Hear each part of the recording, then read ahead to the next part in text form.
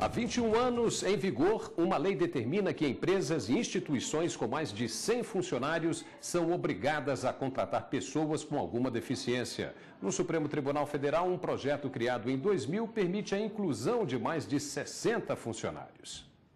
A lei de cotas determina que as empresas com 100 ou mais empregados deverão reservar de 2% a 5% dos cargos para beneficiários reabilitados. A legislação busca a inclusão e a transformação social dessa parcela da população, apesar do caráter obrigatório.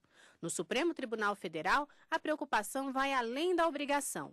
O projeto STF Sem Barreiras foi criado em 2000. E há 12 anos vem se adaptando para receber servidores, terceirizados e estagiários com alguma deficiência. O grande desafio do programa STF Sem Barreiras é tornar o STF uma instituição pública acessível. E a gente está pensando em acessibilidade que é definida no decreto, que é um conceito que envolve vários aspectos, né? Tornar um ambiente acessível significa dizer que a pessoa com deficiência, o servidor com deficiência, o estagiário, o terceirizado, ele é bem-vindo. São 62 trabalhadores com deficiência. Manuel é um deles.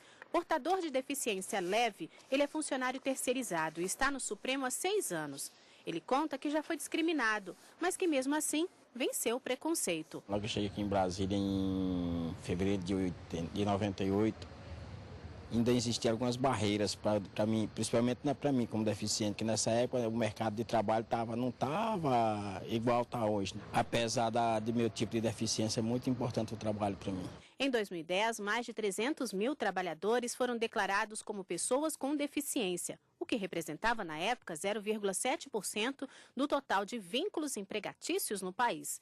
A pesquisa do Ministério do Trabalho revelou que, entre os deficientes, predomina a classe com deficiência física, com 54,47%, seguido dos auditivos, com mais de 22%, visuais, com 5,79%, os mentais, com 5,10%, e aqueles ainda com deficiências múltiplas, que somam 1,26%. Um dos obstáculos que as empresas ou órgãos alegam na hora de contratar um deficiente é a adequação do ambiente. O investimento para essa adequação no local de trabalho não costuma exigir mais do que uma mudança de altura de uma mesa para um cadeirante ou instalação de um software leitor de tela, permitindo assim o acesso de uma pessoa cega ao computador.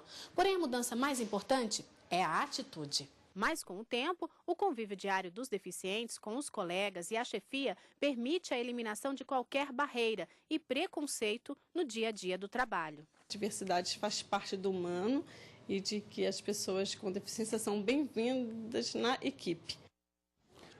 Muito bem, para saber mais sobre este assunto, nós vamos conversar agora aqui nos estúdios da TV Justiça com a especialista em Direito do Trabalho, Cíntia Fernandes. Boa tarde. Boa tarde. A situação dos deficientes contratados hoje está boa ou ainda precisa melhorar? A situação hoje, ela está boa, mas precisa melhorar.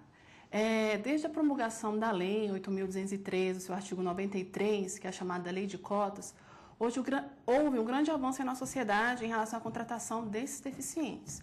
No entanto, ainda há muitas vagas disponíveis nas empresas e muitos deficientes precisando ocupar essas vagas, precisando de um emprego. E existe alguma resistência por parte das empresas em se adequarem a essa lei ou não? Sim, existe resistência por parte da empresa e a grande queixa das empresas está relacionada à adaptação do ambiente de trabalho e à qualificação desses funcionários deficientes.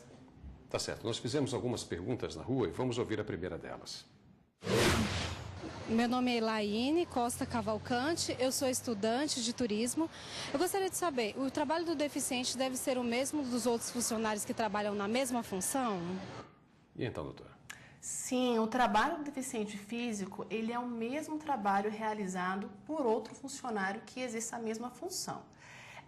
O que tem que saber é o seguinte, as vagas destinadas a esses deficientes físicos, as atividades têm que estar relacionadas com uma atividade cuja deficiência não impeça de ser realizada. Então, não há diferenciação quanto à realização do trabalho na função que vai ser exercida pelo deficiente. O que pode haver é a adequação do ambiente de trabalho ou uma flexibilização da jornada de trabalho para fins de algum tratamento que aquele funcionário venha necessitar.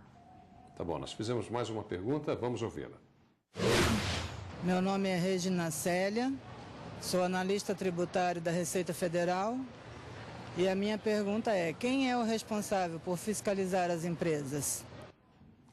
Quem fiscaliza as empresas hoje em relação à contratação de deficientes é o Ministério Público, é o Ministério do Trabalho e Emprego. A superintendência desse ministério é responsável por essa fiscalização.